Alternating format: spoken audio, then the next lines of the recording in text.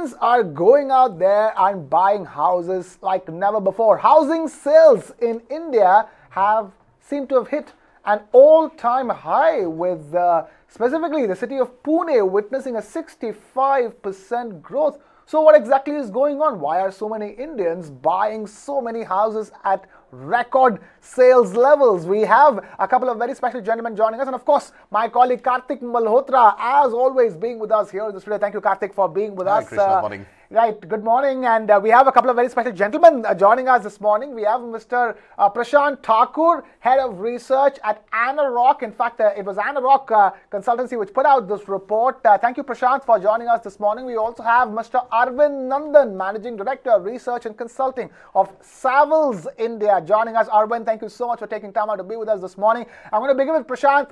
It's an Anarock report. Talk to us. What's the logic? Tell us from where you're picking up this big trend that housing sales have hit a record high in India. Very good morning to all the viewers. It's kind of quite surprising that the momentum is still continuing in spite of the talk of interest rates being too high. See, there are a couple of factors I think, in my opinion, are playing out. Few are very softer aspects, like, a couple of years back, pre-COVID, the residential real estate was under a 10 years long slump. Then COVID happened and we hit a rock bottom, and people thought that, it will take more years to come back. But to all of us surprise, the market strongly came back. And most of us were thinking that it might be pent-up demand. But the demand continued. And then because of Ukraine war and supply chain issue, the input cost started to shoot up, and people were talking about that this might break the recovery because the cost is escalating. But still the momentum continued. And also when, the interest rates started to go up, people were anticipating that during this quarter, the sales momentum might slow down, but none of these have happened. Now, what are the things that are playing out right now? The first thing, in my opinion, is that, post-pandemic, I think the world is learning to live with uncertainties, be it, geopolitical or economical uncertainties. And, during uncertain times, it's human nature to seek a shelter, a roof over your head. And I think at this point of time, what I get to hear from the consumer and what I infer is that the urge of owning a home is all-time high. And it is also helped by various macroeconomic factors. The interest rates, though, have risen steeply, but still it is kind of quite lower than what it used to be, in double digits. The developers have strictly maintained a very strong discipline when it comes to increasing the price. They have kind of held on to their horses. They have not passed on the entire cost of input cost escalation to the buyers.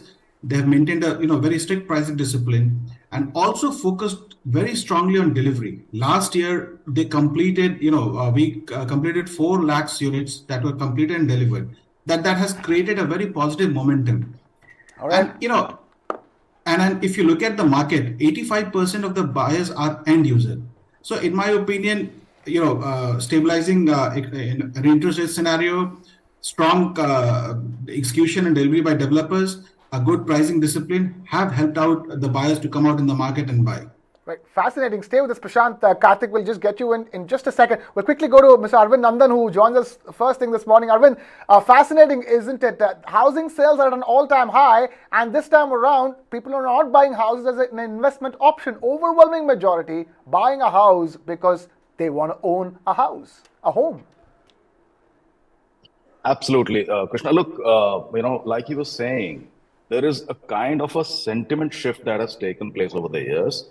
And let's not forget that India, to borrow the term from our Honorable Finance Minister, remains an island of stability and calm. So there is a lot of upheaval going on around the world. The world is in a spin, if I say the least. But still, the inherent trust and the faith in our own systems is very good. And, I'll tell you where the dichotomy is and what causes confusion.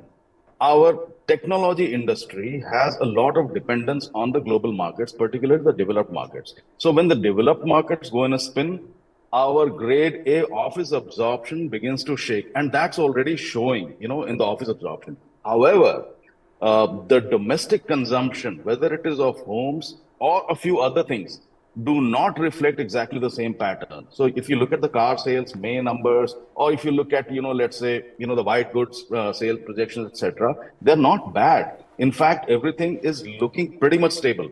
housing, of course, is one of the basic utilities that a person buys, if he has had a stable run for a few, let's say a decade or so.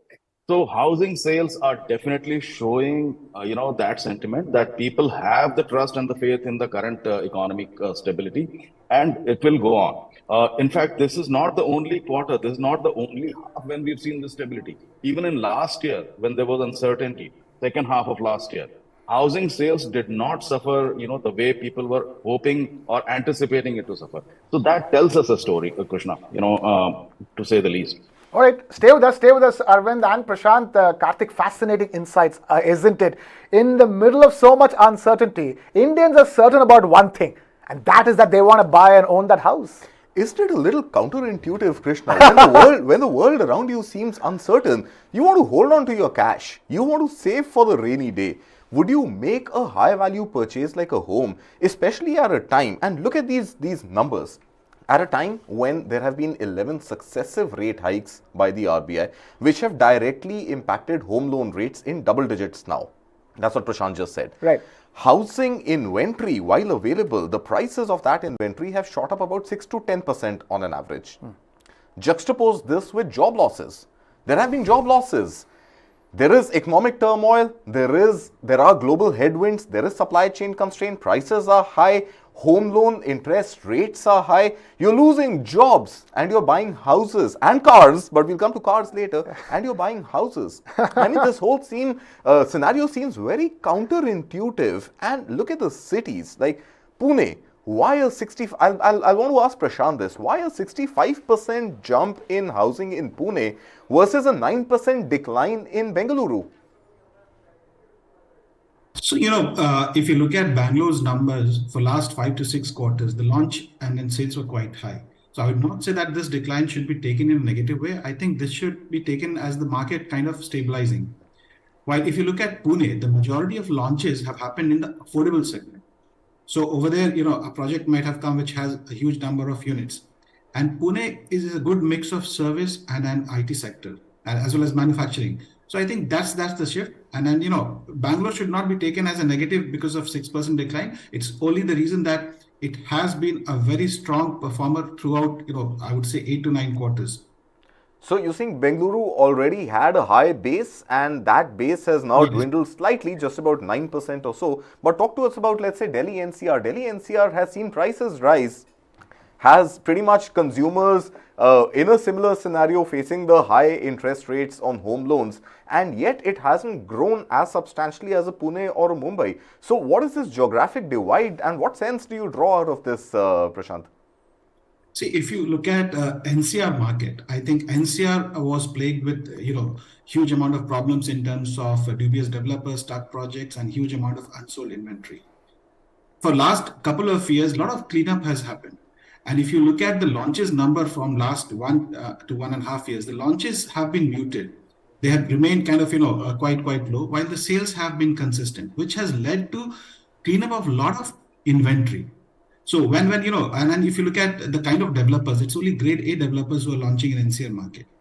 So NCR market being, a very strategically located in a capital region, and when the market gets cleaned up and the projects which comes up are only by grade A developers, I think both end users and certain segment of investor lack to it. And you would have seen that in last couple of months, we have seen projects from renowned developers that were, completely absorbed within a day or two. So that's the fact why, the unsold inventory has drastically come down. A lot of cleanup has happened. Okay. That has been quite strict, and you have seen certain court rulings also. That is bringing confidence back into the market. Okay. So that's one of the reason which is playing out in the NCR market right now. Right.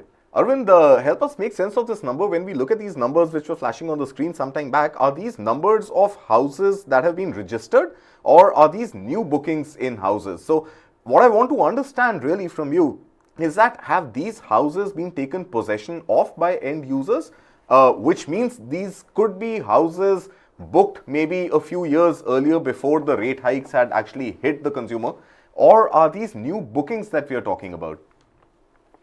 So look, these would be new bookings, and since the report is from ANAROC, I think they should clarify. But whenever Prashant, so what are these numbers? Prashant, are these numbers of new bookings or new possessions? No, these are new bookings. These are They're new new bookings. Yes, Yeah. these would be these would be new bookings because that's how the data is usually gathered. Okay. The actual position will happen many years later, and you could have certain fall off from that, but the fall off rates are not such alarming Yeah. historically that you need to be alerted by that. Okay. So So, obviously, these are booking numbers, and bookings are taking place, like we discussed earlier, based on a strong confidence about the near future. Yes, there have been job losses, but there is a general confidence in the near future. Look, housing purchases do not happen just because you suddenly woke up one day and you thought it's a good time to buy. Housing purchases happen with a confidence build up over the years and a confidence for the next few years. Historically, our borrowing rates are very high for housing. Although they have risen, by 4% or so, they are still not as bad as they used to be at some point. So, there is a kind of understanding that there is a plateauing that has taken place. Nobody is expecting the rates to go up by another 4-5% now. So, people start taking calls when they feel relatively secure in their positions. And I think that's where we are arriving at this point in time.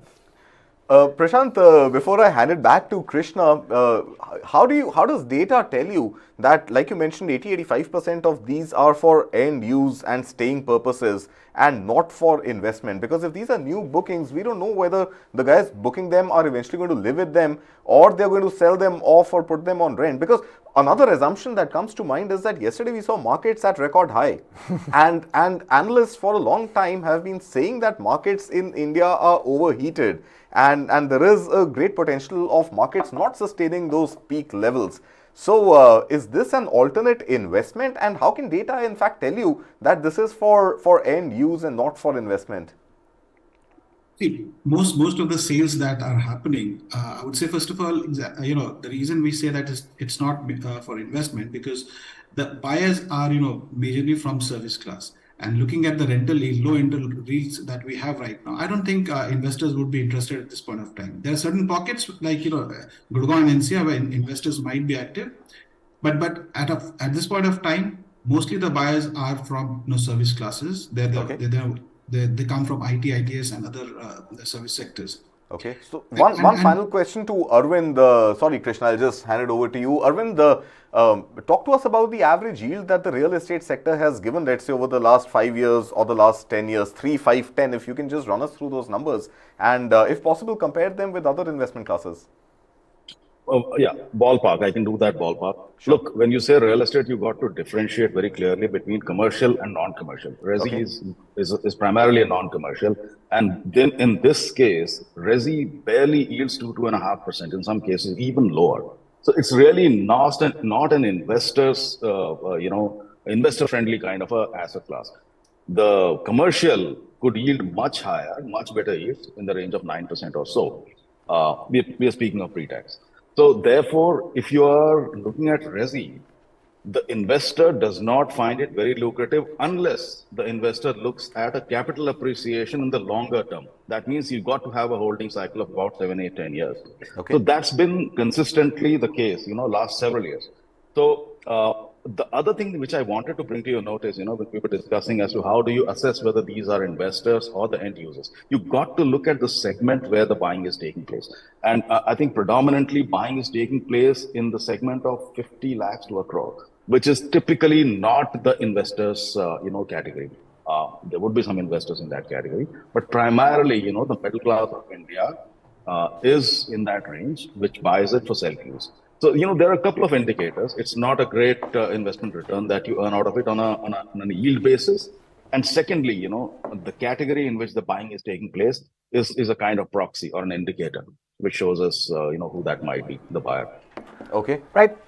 Prashant, I wanted to ask you, now take this back to the report, and I want to understand, because there are Indians from 7 top cities who are now at the focus of this report, who are buying all these houses. My hometown Chennai saw a 71% rise in new projects being launched. It saw a 44% rise in bookings, second only to Pune. Pune was a 65% rise in bookings, whereas Chennai saw 44%, Hyderabad of 21%, and Kolkata for 20%. If you can tell me something, any particular trend you're witnessing, why is suddenly the Chennai market seeing such a big upswing as compared to its other peers, whereas Hyderabad is supposed to be the hottest property market down south? See, most of the sales that are happening, I would say, first of all, the reason we say that it's not for investment because the buyers are, majorly from service class. And looking at the rental yield, low rental yields that we have right now, I don't think investors would be interested at this point of time. There are certain pockets like, Gurgaon and NCR where investors might be active. But at this point of time, mostly the buyers are from service class. So See, first of all, again, it's the factor of low base, which is relevant to Calcutta and Chennai, and also for last 6 quarters, the launches in both these cities were very muted. So that's that's one of the reasons for a huge double-digit jump that is showing in both sales and launches. Now, a particular trend, if you have to see, if you look at the data, 3 cities have been the cornerstone for the entire residential real estate. One is MMR, the second one is Bangalore, and third is NCR. This story has been consistent, and why Hyderabad all of a sudden is showing a huge surge. So Hyderabad, in my opinion, is playing out to be a very fairly stable market. And in my opinion, and a couple of investors whom I spoke, after Amravati debacle, a lot of money is flowing back into Hyderabad. When Amravati was being built up as a capital of the new Andhra Pradesh state, a lot of investment was being diverted in that city. And now with that story going off the table, a lot of money has come back. And Hyderabad, if you see both in terms of infrastructure, in terms of presence of multinational companies, the quality of living over there is quite high. And that's the reason the launches have been pretty strong, as well as the sales. Right. Arvind, if I were to ask your thoughts on how the different markets are playing out, the problem with the NCR market, what's happening in Noida. Tell us about what's happening in Hyderabad, because there was this sense that, maybe Chennai is, tapped out, Bengaluru is tapped out. Hyderabad could be the new beacon of hope for all those looking to buy property. So, yeah, I mean, it's a very valid hope. It's a very valid statement, actually. But we got to remember a few things, when we speak of Hyderabad. Hyderabad is a market which came up on the back of, Chennai's so-called decline in comparison to Bangalore. And it started tapping into all the economic demand which was spilling over from Bangalore. So Hyderabad established itself that way. And of course, it got a lot of policy backing and everything else which went in its favor. Hyderabad is a market today which is in the ideal price range for a typical Indian buyer. When I say ideal price range, I mean 5 times of the average annual income. Now, typically a market which offers products in the range of, let's say, 40 to 70, 75 lakhs is the best market. Hyderabad, a large part of Hyderabad offers, products in that range. It has got a very nice category. Even Bangalore has, but Bangalore is slightly moving out of that range. On top of this, Hyderabad is a place which is continuously, adding a lot of commercial office and therefore has a lot of prospect for its future growth. So Hyderabad is something which is looked at as a very futuristic place. And even if you are not there right now, you might want to just go and invest there. So all right, a lot of things work in Hyderabad's favor. Right. Even if you're not there, it's about time to look at Hyderabad. It's about coming from Arvind Nandan, Managing Director, Research and Consulting of Savills India, and Prashant Thakur, Head Research of Anarock. Thank you, both of you gentlemen, for taking time out to be with us this morning here on Business Plus and helping us understand what exactly is going on with housing sales across India, which have hit a record all-time high. Time now to move on away from homes to another thing that Indians are buying in huge numbers, unprecedented numbers, so to speak, ladies and gentlemen. Passenger car sales in India is set to cross the 2 million mark very soon, and that, bear in mind, is just for the first half of the current year. It has never happened before. It's the first time that passenger car sales have crossed the 2 million mark in the first half of the year as well, which means Indian passenger car sales numbers are already beating the full year car sales numbers of countries like Mexico and Indonesia. Mexico and Indonesia sell about 2 million cars a year. In India, in half a year, more than 2 million cars are sold. Karthik, incredible number, isn't it? I mean, look at the confidence of Indians. They're going out there buying houses, they're buying cars. They're not worried about any kind of economic uncertainty, are they? Krishna, talk to me about the fear of missing out in your case. You've been contemplating buying that car and the house. I don't know, and the house. The house not as much as the car. Yeah. What has stopped you? Everybody out there is buying cars, adding to the kitty of these. What stopped you was unit economics. Was unit economics. Cost per ride. Cost per ride works better in Uber and Ola. Uberization. the Uberization of car sales. But yeah, well, that does not seem to be impacting many Indians. In fact, 2 million of them have bought cars this calendar year already. And mind you, we are still about a day or two before the first half of the year actually ends. So the numbers we are looking at right now are just kissing distance of about a million, 9,70,000 or something. And the previous quarter, which is Q4 of the last financial year, or Jan, Feb, March this calendar year, it already breached a million. So we are looking at 2 million cars, and the beauty of this is that these are not the sub 10 lakh rupee cars. These are not the Wagonars. These are not the Maruti Altos, right? These are not the Renault Quids. These are actually cars which cost more than 10 lakh rupees, and that is a big number. But despite that, you mentioned countries like Australia and Mexico, but look at the other emerging market pack. Even with such high penetration, our car density is pretty much, as a fraction of the population, is still pretty much half of what it is for the emerging market stack. So the potential is obviously immense. We should expect maybe this number to double in the next couple of years or so if we were to get equated with the entire emerging market block. So we are right now number 3 overall in absolute terms, with US and China being ahead of us in the total number of cars sold. But if you look at the number of cars as a percentage of the population, we are just at about half of the emerging market block. Now add to this the dichotomy that about 1,27,000 or so unsold inventory of cars under 10 lakh rupees is stockpiled at Maruti's warehouses. So they've produced more number of unsold inventory for cars that cost under 10 lakh rupees, but they've been able to sell more cars which are over 10 lakh rupees. So it speaks volumes about the mobility that Indians are embracing. And this is obviously a post-pandemic phenomena, and we thought it's going to taper away because fresh out of COVID-19, you did not want to take the metro, you did not want ride shares. You were also a little, distrustful of the cab driver and mask manners and hygiene levels. But here we are. Those numbers refuse to dwindle. They only go up and up and up. Oh, incredible. And what's also important to remember, Karthik, is that, the same topic we're discussing from housing sales. You're talking about 10 lakh plus cars.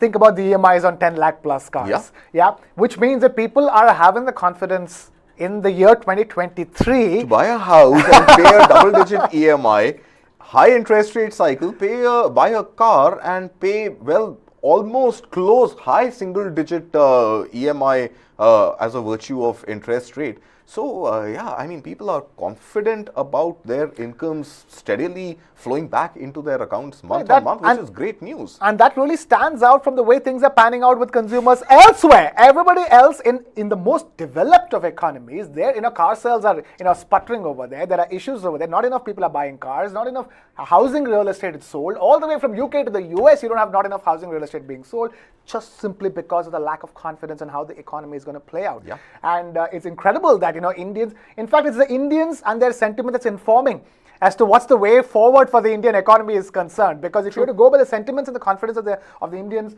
buying houses and cars, it looks like we're set for a great recovery in a post-pandemic world. Right. And just compare this to the trend line of the GDP growth, for example. Yeah. The last 10 years, car sales have trailed the GDP graph because car sales over a 10-year period have grown only about 4.1% or so year on year. The GDP numbers have been much higher. Whereas we are right now talking about at least a 10 to 12% jump in car sales Y on Y this year alone, with GDP actually being in the range of 7% or so. So for the first time in 10 years, car sales have surpassed and grown at a faster clip than the GDP. So obviously there is a great bullish sentiment about regular inflow of income, about desire and aspiration to own your own home, own your own car. And of course, the style statement, apart from the utilitarian value of a car, reflected in the fact that cars costing more than 10 lakh rupees are selling more in numbers than cars below 10 lakh rupees. Right, and that's clearly because of the SUV revolution that have taken over. And the compact SUV. Yeah. Or the multiple different categories of it: compact SUV, medium SUV, big SUV, big compact SUV, medium compact SUV. The categorization just continues, because I really don't know how do you know, for example, from a Hyundai Creta to a Kia Seltos. I really wonder, where the differentiation lies. But somewhere you have the big, medium, and small SUVs. Absolutely, roughly speaking. absolutely. Big SUV, medium SUV, and the small SUV. Right. But that's all that is selling these days, Karthik, isn't it? Look at the car launches that, let's say, let's look at Maruti, right? Why not? Let's just look at Maruti Suzuki. Look at the car launches they have done recently. Invicto, likely to be launched 5-6 days from now, 5th July is the launch date, is a multi-purpose vehicle, MPV. Last month, Jimny got launched. Early this month, we are still in June. Early this month, Jimny got launched. SUV, a typical pure play SUV, but a small one, a compact SUV. Six-seater. Right. So I think it's a 5-door. Is it a 3-door? Yeah.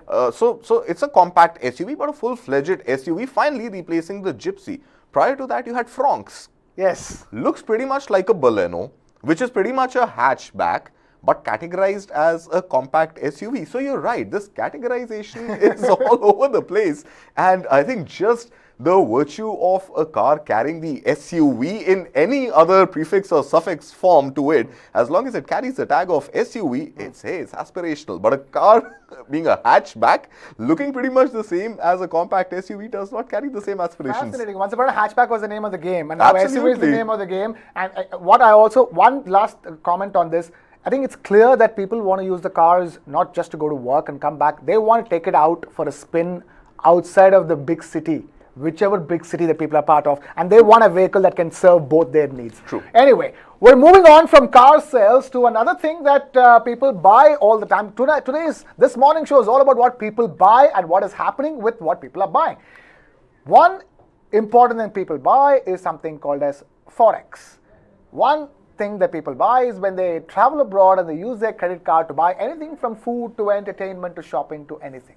And all of us who travel abroad and buy Forex were extremely worried after the tax collected at source, or TCS mandate was announced by the government of India. And it looks like that mandate won't affect especially those who take credit cards and go out into the world and start spending on their holidays, specifically them. And apart from that, this entire tax collected at source was also supposed to impact those Indians who are taking their money and investing it abroad through the liberalized remittance scheme, or the LRS. Now, the latest we understand is that the application of tax collected at source on your investments abroad will come into effect from the 1st of October. However, this entire TCS, or tax collected at source, on your credit card spends and Forex spends might not happen at all. Karthik, that's the reality, isn't it? We were all worried. Enough and more chatted on social media. Heck, it's already expensive for us to go for our Europe holidays and US holidays, and now you want us to pay even more tax on our spends over there. It's not like we're not paying the interest to the credit card company. On top of that, you are supposed to tax that as well. Heck, thankfully, no, breather, phew. Yeah, so why this breather? Hey, okay, let's just look back. What was the need to institute a complex taxation regime like this? Because the government wanted to go after tax evaders, but tax evaders don't typically carry credit cards linked to their bank accounts with their KYC done, which includes their Aadhaar and PAN card and address proof and 30,000 other details. So you can't really go after the tax evaders by introducing a TCS. Even if you can, you don't need it to be 20%.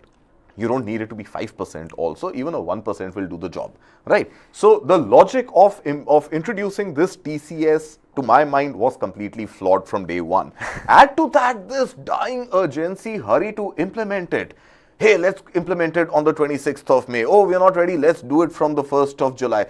3 days prior, just 2 days back, you and I were having this chat in this very place, Krishna, that banks are finding it heck difficult to understand at what point has an individual breached the 7 lakh rupee figure for the tax collected to be 20% versus 5%.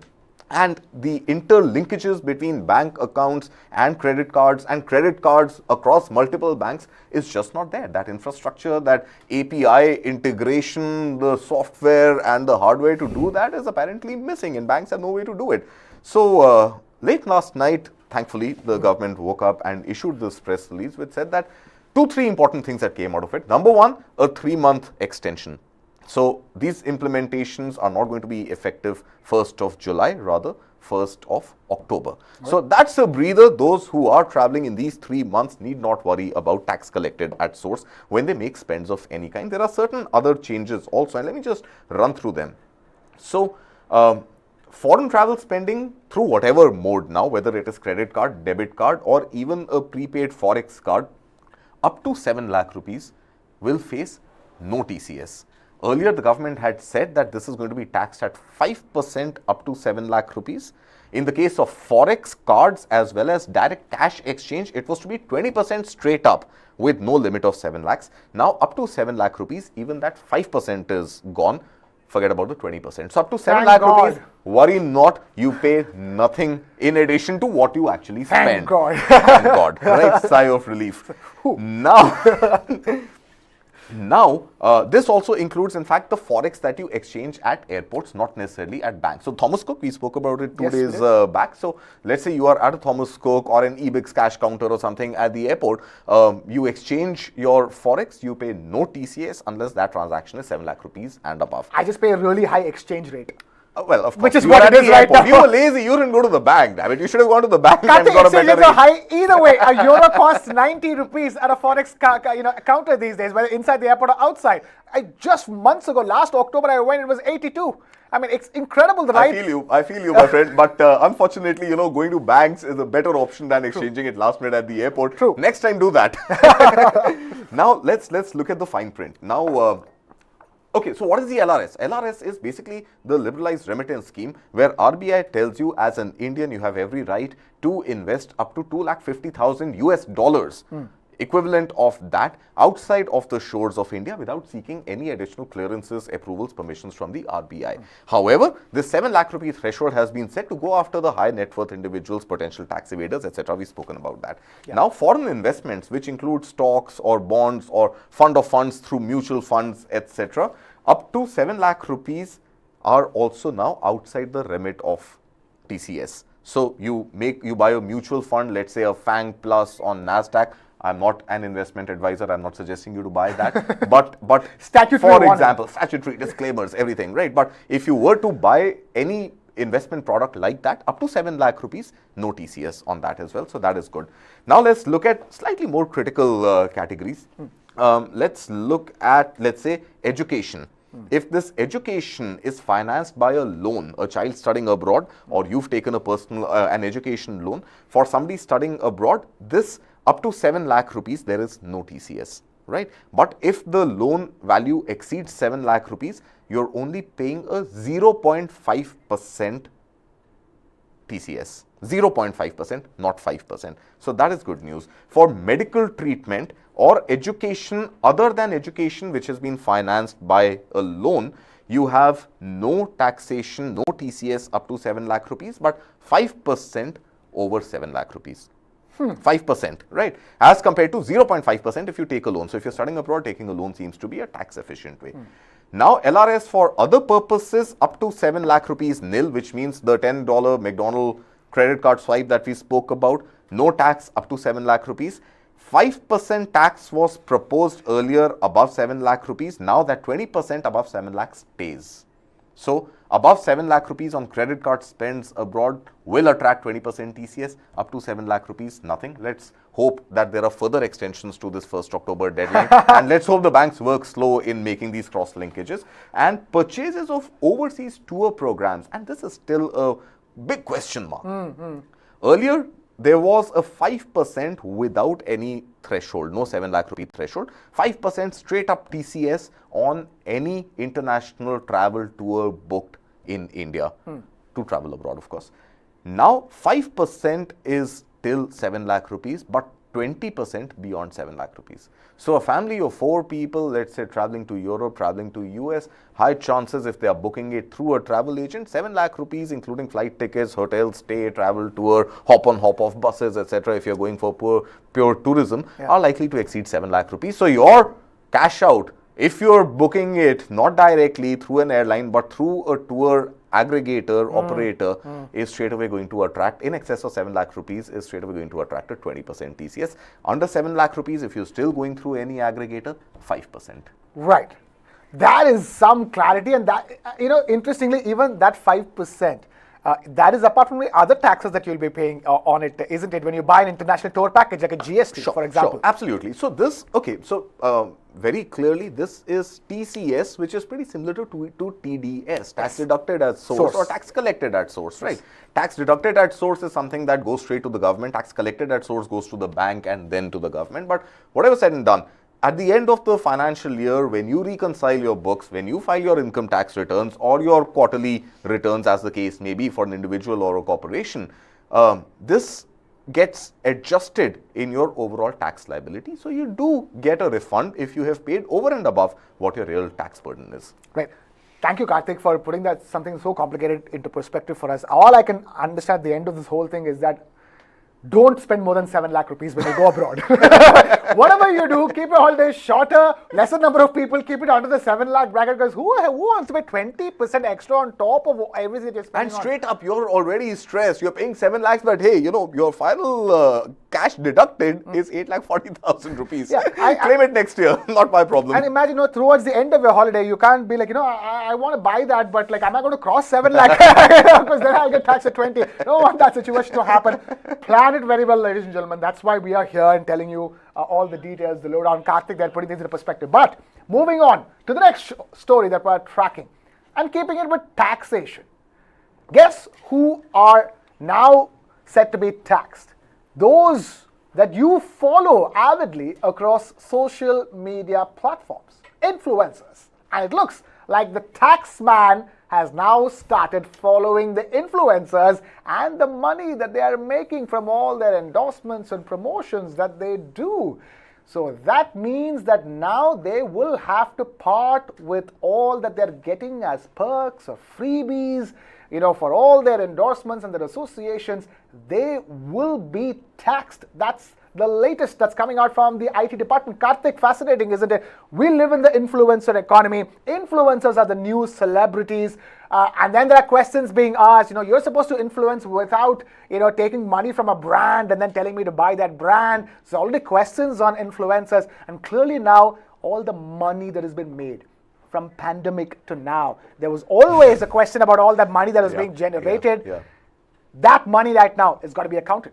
So, Krishna, I get this eerie feeling that the tax man or the tax woman in this case has a particular problem with people traveling abroad. Now, look at the report that came in. The logic being drawn is, and for once I'm not in disagreement with the logic, but I'm just giving you the tax the influencers. You agree on that? I agree. And I agree with the logic on how the government arrived at this decision to tax or go after the influencers. Right. But I'm just trying to draw this trend line here. The logic that the tax man or the tax woman has come out with is that, hey, if you are doing these beautiful videos showing us the world, you're obviously spending money, your own money or money somebody else has paid you to spend to go abroad and make those beautiful travel videos and entice other people to follow you. You increase your social media following, you get more international trips to go and showcase. So if you're traveling abroad, you're jolly well making more than 3,25,000 rupees per annum, right? A benchmark figure, not that it has any direct value. So that's the logic through which the tax authorities have gone after influencers. Now, the report states that apparently 15, we don't have names of those, and I won't be surprised if you are friends with some of them. Many of them, Karthik, you know them. And for all our viewers, do log on to News9 Plus, our India's first, in fact, the world's first news OTT app, and watch this beautiful series called Connoisseur Conversations that my friend Krishna has hosted, where he's in talks with these excellent, very influential social media influencers, and they're really shaking a leg in a beautiful environment and playing a crazy bar game that we invented together. but yeah, so coming back, so Krishna might be friends with some of those influencers. We don't have the names yet, but the logic is that, hey, you're getting endorsement money, you're traveling abroad, and your tax statements show that your income is not in the ambit of taxation. That doesn't sound true. So for once, I'm in complete agreement that, yeah, you're making income, you're getting advertisement money, you're getting sponsorships, you're getting tours which are akin to cash in hand. There's got to be better disclosure, and you can't get away by filing an inaccurate statement saying that your income is not worthy of taxation. That doesn't hold any water. That doesn't cut ice anymore, does it? So influencers have to watch out and declare their earnings, and we'll see how this one pans out, how well the IT department is able to execute its plans of taxing the influencers. But time now to shift focus and move on to the next story that we're tracking. And that story is about another thing that you might be interested in buying for yourself. Apart from houses and cars and foreign exchange and foreign holidays, all those of you with an investment bent of mind looking to cash in on the next opportunity in the stock markets in the form of an IPO or an initial public offer. This story is for all those of you. Yes, the IPOs have reduced over a period of time. They're not, the IPO market is not what it used to be, but looks like SEBI, market regulator SEBI, wants to improve the momentum in the IPO market, and that's why it has approved the reduction in the listing time of IPOs. And with the latest reduction to just 3 days, India will be the fastest country in the world when it comes to the listing of IPOs. We have my colleague and friend Suyash joining us in the studio for more of that. Suyash, isn't it, with this reduction,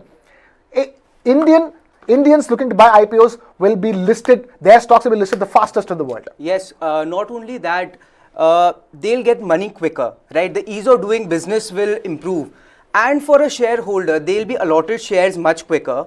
Those who will not be allotted shares will get their refunds much quicker. So overall, the entire efficiency of the markets will improve. And now, to add to that, the settlement system will be the fastest across the world. India also moved to a T+1 system earlier this year.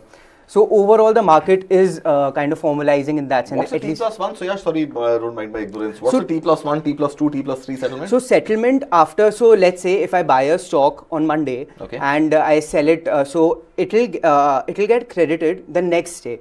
So trading plus 1 Trading day. plus 1. Yes. Got it. All right.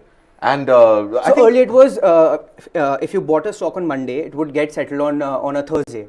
Because so that was a T+3. Yes. Now we are down to T+1. Yes. So that reduces counterparty risk. That improves the overall efficiency of the market. Okay, got it. And the share allotment in the case of IPOs now has been reduced from a T+6 to a T+3. T+3. That's and right. the refund has also now reduced from a T+6 to a T+3. Yes, the timeline, all of it will happen at the same time. I just want to understand, how are the IPO markets faring, so far in the year so far? I mean, are we looking at a fantastic year for IPOs? And more importantly, are you looking at something like this reduction of the listing time boosting people's sentiment in terms of going for those IPOs? Yes, so definitely we have seen an uptick in the number of IPOs that have been listing over the last few months. In April, there were about 7 or 8 IPOs. May, around 12 to 15 IPOs. June, we had over 20 IPOs. So what happens right now, even the markets are scaling all-time peaks, right? Sensex yesterday, it climbed the 64,000 levels. Nifty touched 19,000 levels for the first time. So what happens, and obviously the macroeconomic picture, the indicators are also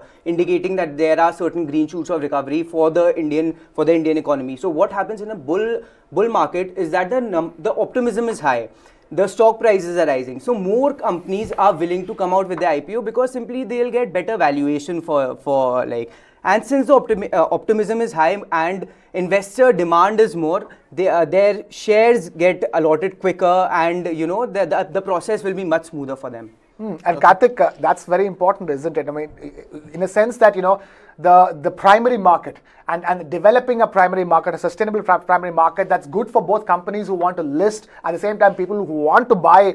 Not everybody is going to be able to afford blue chips, in this overheated market, so to speak. True. So if I want to get into the market, and IPO is a fantastic way of getting the market for superb returns, and things like this will only make it easier for people to quickly enter the market with an IPO. Yeah, totally, absolutely. I think, and efficiency is what every investor wants to go after. In addition to returns, of course, returns being the primary focus, but but efficiency is what you need. You want to exit, you did not get your allotment of a particular lot size. You want to quickly deploy that money somewhere else. You don't want that money lying interest free at, at SEBI or at one of the houses, and you don't have access to that money. So I think efficiency is something that people really want to go after. But since Suyash has been evading joining us in the mornings and we brought him in early today, I want to ask him one more question. Suyash, I was reading the SEBI order. It also has something on the total expense ratio when it comes to mutual funds, and I think a consultancy paper is being floated on that. Just help us understand what is this total expense ratio, and the T+1, T+2, T+3, is that applicable even if I want to liquidate my mutual funds,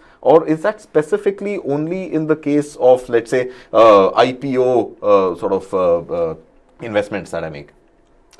So Karthik, in the case of mutual funds, I think we'll like it'll be T+3, the new settlement system. Yeah. I actually need to read more about okay, it. no problem. Yeah, because the presser came in last night. Okay, no worries. We'll get to that later. The point we're trying to make here is that all those of you who are waiting on the sidelines to know when to enter the market, looks like these signs are good. IPO listing time has been reduced. The time you apply for the IPO, from the time if you're not allotted to getting your refund back, or for your stock to be listed so that you can trade with that stock, all of that is going to be sped up.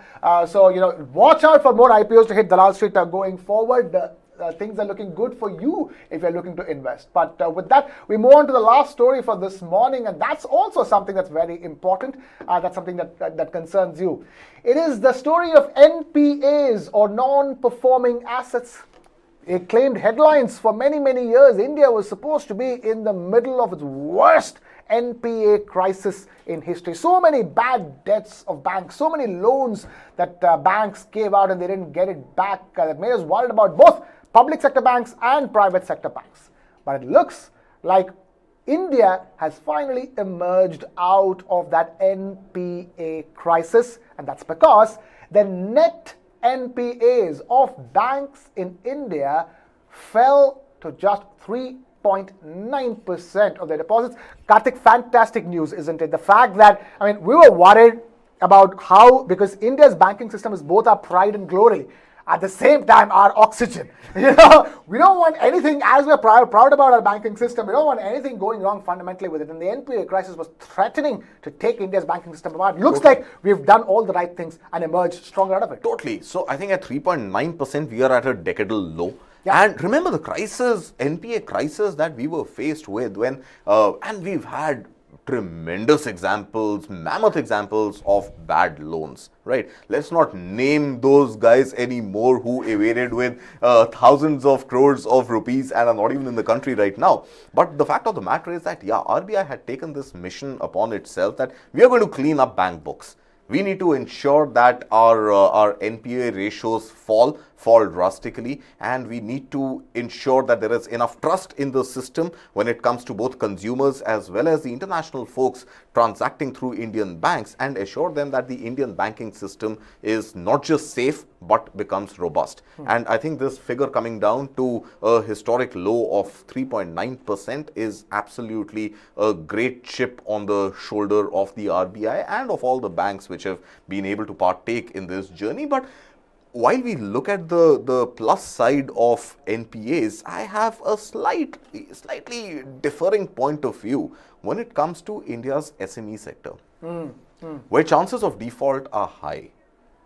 Now, because of this mandate to go after NPAs and use discretion at the bank board's level to disburse or not disburse loans, banks, to my mind, and what some industry, SME sources have also told me, is that banks are playing it really safe. And days of easier money, it was never easy for SMEs, but easier money for SMEs to go and take a loan to inject back into their organization to grow, those days seem to be over. And as a result of which, small and medium enterprises are now going after NBFCs or other private lenders and taking this capital at a much higher cost. So the cost of capital and hence the cost of doing business for small and medium enterprises has gone up. And the vibrancy of the MSME sector as a result of these high interest rates has reduced significantly. Add to this 2 days, 3 days ago, you and I were discussing yet another story of credit agencies, SEBI, etc., sort of not being able to upkeep accurate records of members. Now, are we still looking at a risk scenario where undeserving, non-credit worthy individuals are getting bigger loans and the deserving guys are being dropped out? So that could be another concern which the RBI is addressing by way of fines to begin with. But I think while we celebrate the NPA reduction story, we've got to be cognizant of the fact that this should not come on the back of just making bank books look prettier and greener, and as a result of which thwarting the growth potential of India's MSME sector. Right. Very important point to note. MSMEs contribute 30% to India's GDP, and them not getting easy access to credit is a huge problem. We need to be aware of that and be conscious that it doesn't get any worse for them. But what I'm happy about is that when there's so much of stories of bank collapses happening in the US from Silicon Valley Bank and so many things, here we are, Indian banking system, emerging stronger from a crisis that it faced before. Yes, the pitfalls of it need to be kept in mind. India's MSME and SMEs need to be protected. And one more plug in that, while we are telling our viewers to watch your show, Connoisseur Conversations on News9 Plus, I think they should also watch our colleague Shomalio Santikari's show. In fact, one single beautiful documentary on the great banking bloodbath in the US and how India has been completely unscathed by the turmoil that has happened in the global banking system. So check out that story also. Make sure you log on to News9 Plus, download the app and watch all the wonderful content. It is both India and the world's first OTT app for news. Never been done before. None other exists like it. Make sure you download News9 Plus. It's available on Google, Android, iOS, connected TVs in any platform that you can possibly think of. But I'm afraid we've completely run out of time over here on the show. With that, thank you Karthik and thank you Suyash for being with us in the studio. With that, it's a wrap here from my side. This is KrishnaKumar signing off. Keep it with News9.